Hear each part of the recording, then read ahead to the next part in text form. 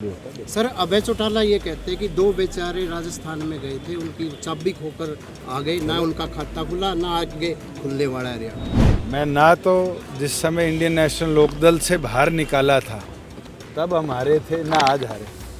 हमने दम तो दिखाया। उन लोगों से ये तो पूछो, 3 विधानसभा में गए, 3 अलग अलग लोगों के लिए, एक बीजेपी के उम्मीदवार के लिए, एक कामरेड के लिए और एक निर्दलीय के लिए, और ऐसे शुभ कदम लगाए राजस्थान में, तीनों राय है। राजस्थान में गए, 13 जिलों में पार्टी को खड़ा किया, 60,000 वोट लिए। सर अभय चौटाला ये कहते हैं कि दो बेचारे राजस्थान में गए थे, उनकी चाबी खोकर आ गए, ना उनका खाता खुला ना आगे खुलने वाला है हरियाणा। मैं तो आज भी कहता हूँ बेचारा हूँ, मर क्या हारा हूँ। मैं ना तो जिस समय इंडियन नेशनल लोकदल से बाहर निकाला था तब हम हारे थे, ना आज हारे। हमने दम तो दिखाया। राजस्थान में गए, 13 जिलों में पार्टी को खड़ा किया, 60,000 वोट लिए। उन लोगों से ये तो पूछो, 3 विधानसभा में गए, 3 अलग अलग लोगों के लिए, एक बीजेपी के उम्मीदवार के लिए, एक कामरेड के लिए और एक निर्दलीय के लिए, और ऐसे शुभ कदम लगाए राजस्थान में, तीनों राय है।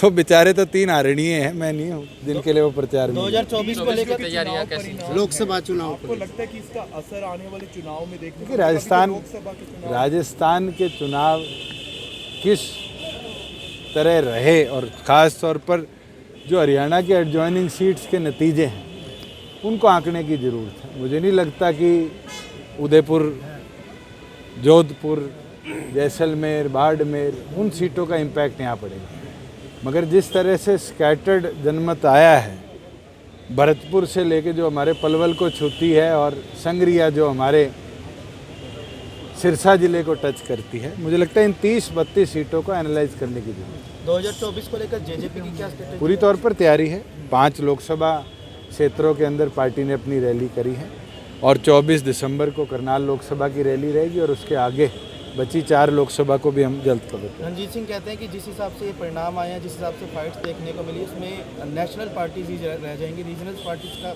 कोई स्कोप नहीं रहेगा। अगर आप राजस्थान के नतीजों को देखेंगे तो बड़ा शॉकिंग है कि एक सीट है जिसमें फर्स्ट और सेकंड दोनों निर्दलीय हैं, और थर्ड और फोर्थ की जमानत जब्त हुई है। राजस्थान की 90% सीट ऐसी है जहां जो तीसरे नंबर पे कैंडिडेट था, चाहे वो निर्दलीय था, किसी पार्टी का था, उसको 10,000 वोट से कम मिले।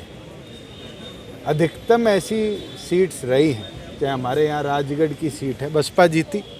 बसपा और कांग्रेस का जो अंतर था वो 25,000 का है। अगर मैं बात करूं, कांग्रेस जीती फतेहपुर की सीट, तो कांग्रेस और सेकंड पे जो कैंडिडेट आया 25,000 का अंतर है। तो वहाँ वोटिंग ट्रेंड्स कैसे रहे हैं, उसका लोकसभा पे क्या इम्पैक्ट है, कहना बहुत जल्दी है। सेशन आ रहा है, सेशन को लेकर पूरी तैयारी है। 14 तारीख को बीएसी है, बीएसी तय करेगी कितने दिन का सेशन चलेगा, मगर उसके अंदर अधिक ऐसे महत्वपूर्ण हम बिल्स भी लेके आएंगे, और पूरी तौर पर तैयारी के साथ भी जाएंगे। कोई विपक्ष के सवाल कैसा बिल क्या हो सकता है? आप रुक तो जाइए, बीएससी मंजूरी देगी, उसके बाद ही बताएंगे। सर लोकसभा चुनाव जेजेपी बीजेपी मिलकर लड़ेगी? अभी तो मुझे कोई संशय नहीं है, और तो भविष्य बताएगा। 75% आरक्षण वाले को लेकर सुप्रीम कोर्ट जाएंगे।